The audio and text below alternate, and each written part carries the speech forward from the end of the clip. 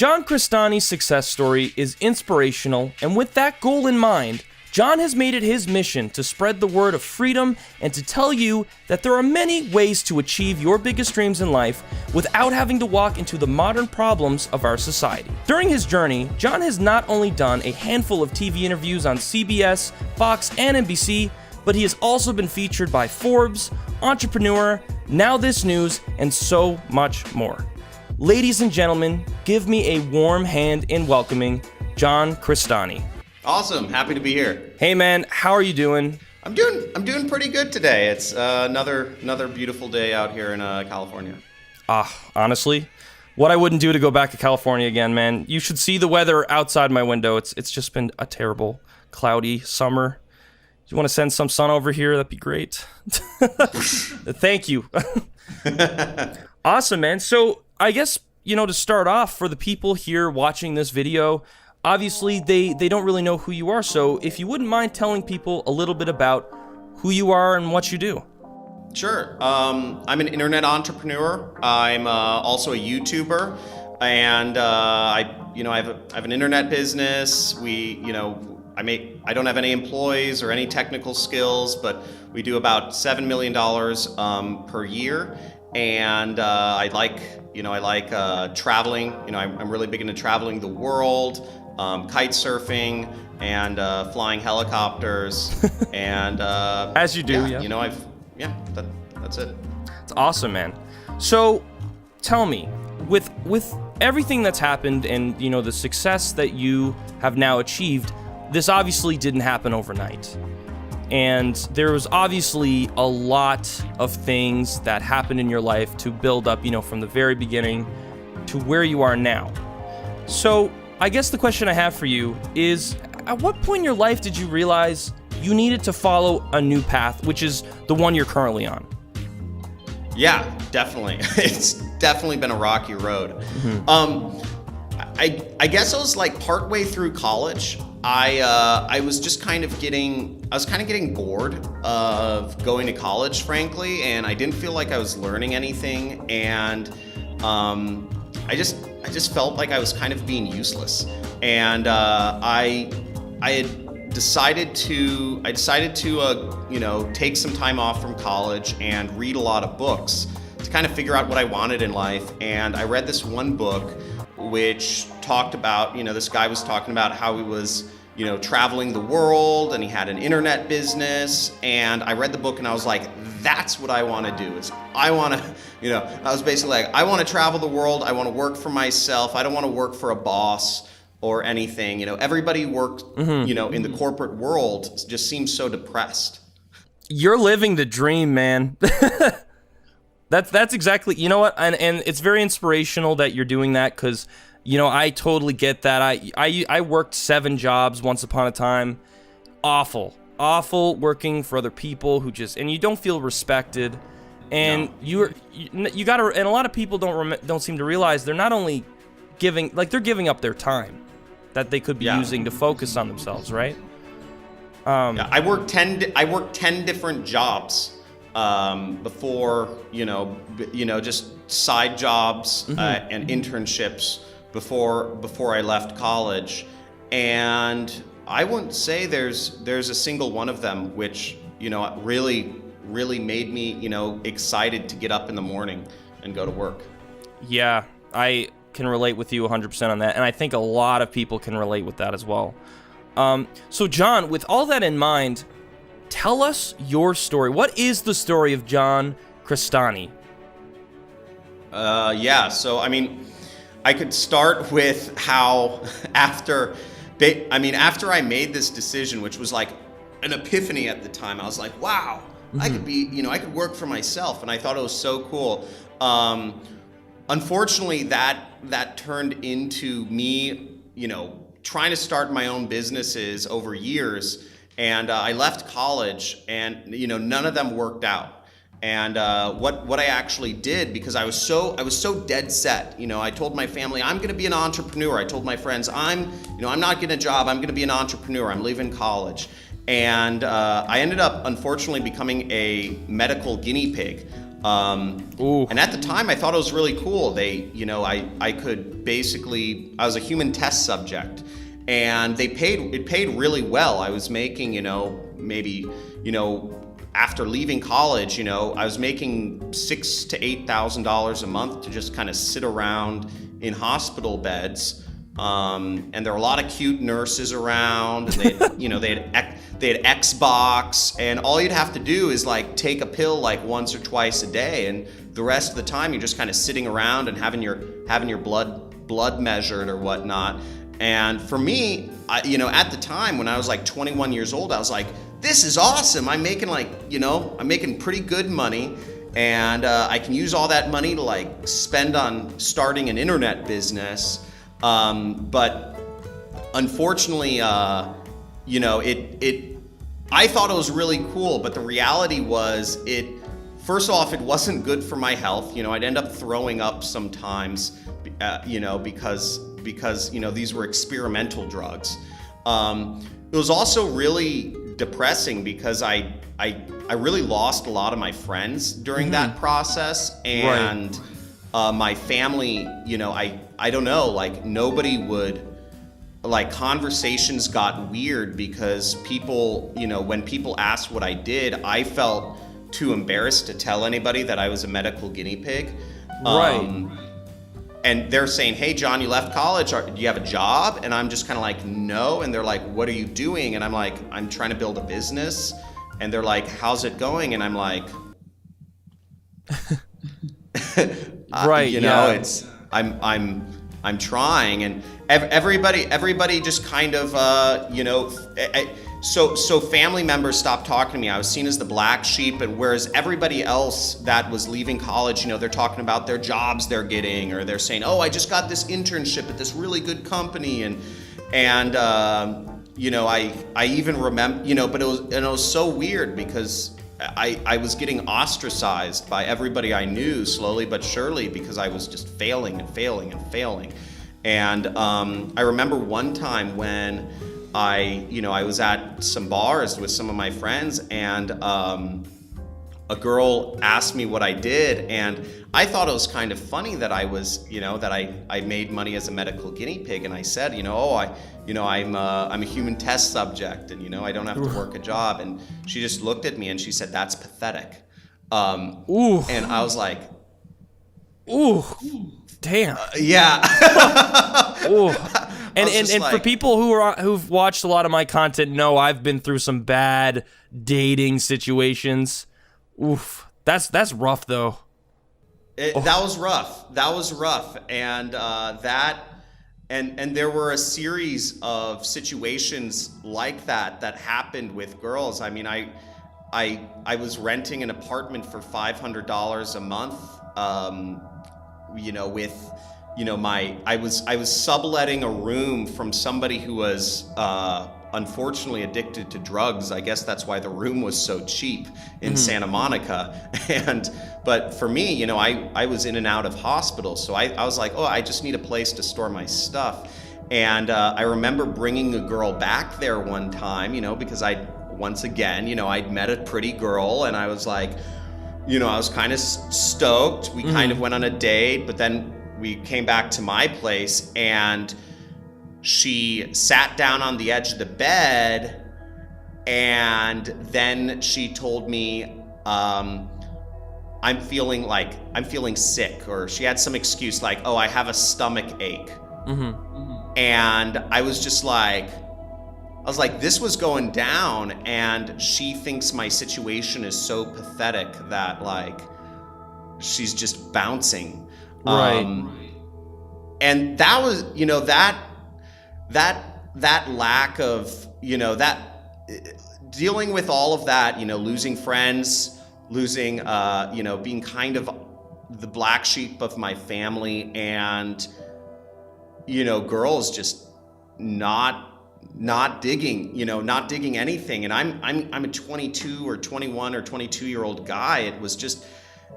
It really started taking a toll on me. And I ended up getting a job, and after a few studies where I threw up, because it was, the drugs had a reaction on me. Right.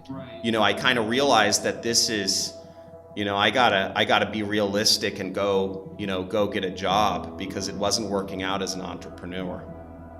That's insane. And I said this to you earlier, but I mean, like, I've never met anybody that's been like a medical guinea pig. You always hear about it, but I mean, you've lived that. And I mean, I think it's such an interesting, I think that's so interesting that, like, you've been through that and being put in that situation where people just started like you said, ostracizing you because you were hustling. You were doing a side hustle, just in a way I guess is just frowned upon in some sense, or that's how they treated it, right? Yeah. So yeah. Sorry, but I'll let you continue, because there's obviously a lot more to this story. I mean, what I ended up doing after this was, like, all during this time, like in between studies, because studies would be anywhere from like a day to a few weeks, where I'd be in the hospitals. But in between, I would be going to all of these like motivation, like business seminars around LA, or like how to start an internet business, or how to be an entrepreneur, or how to invest in real estate.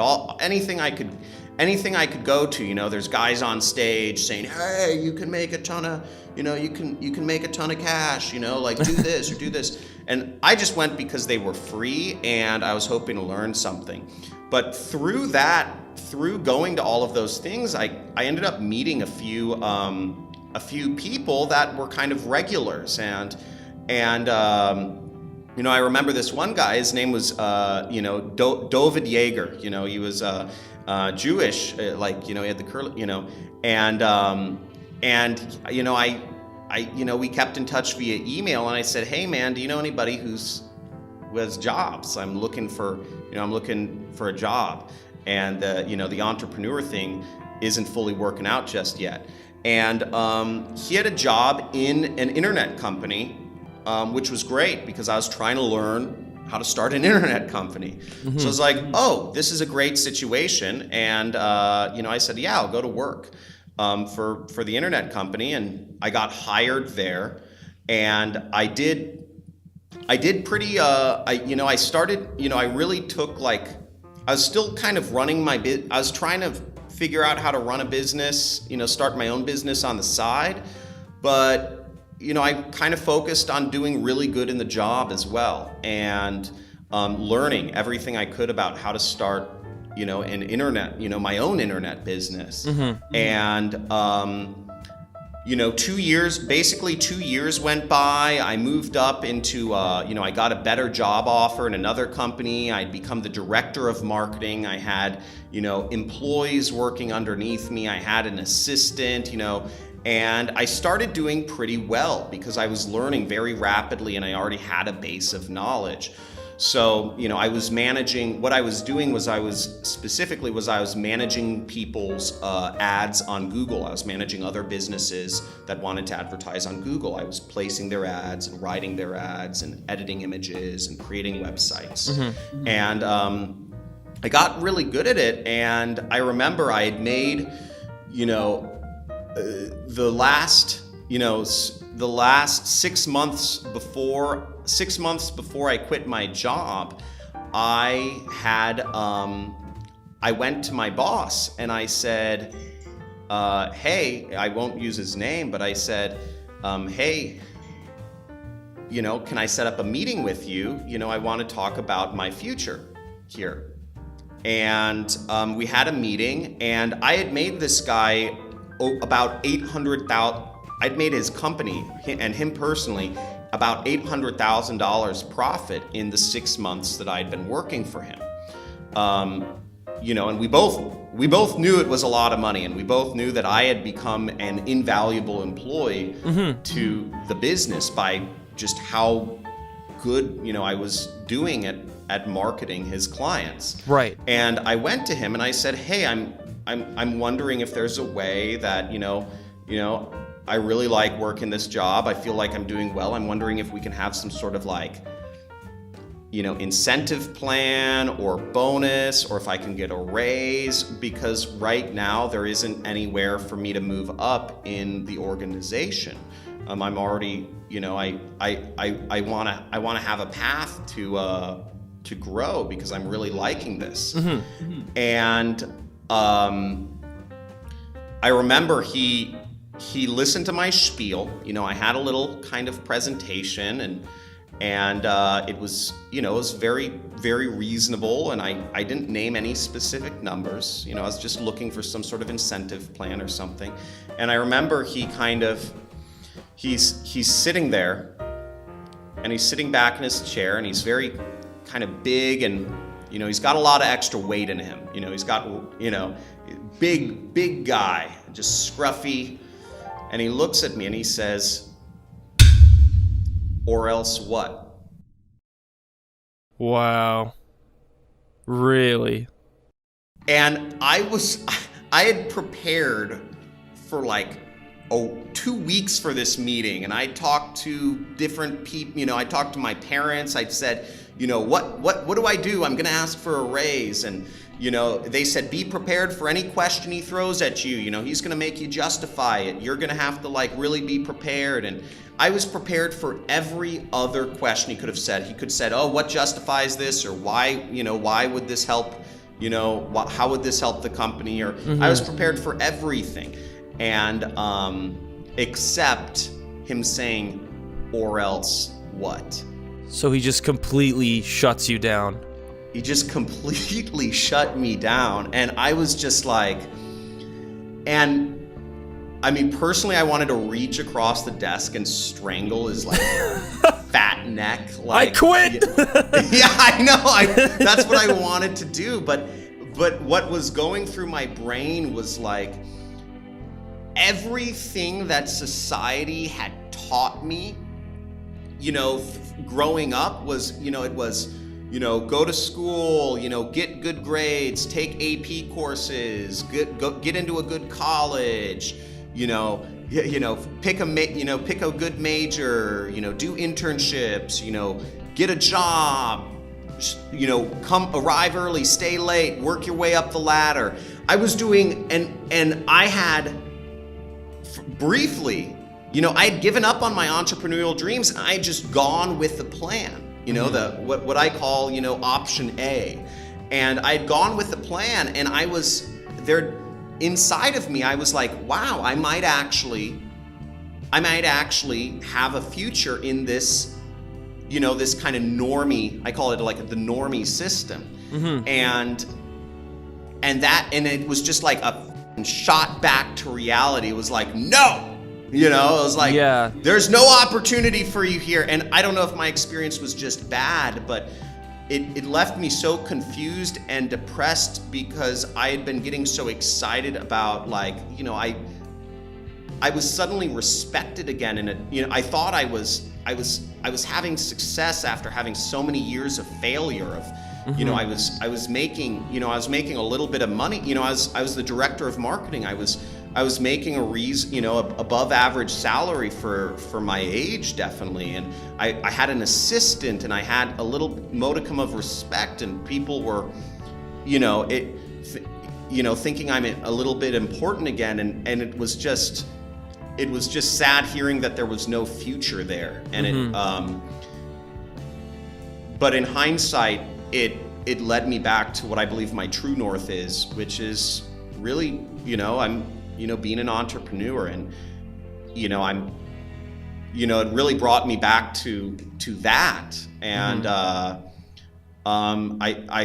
don't regret a single thing that's happened. So.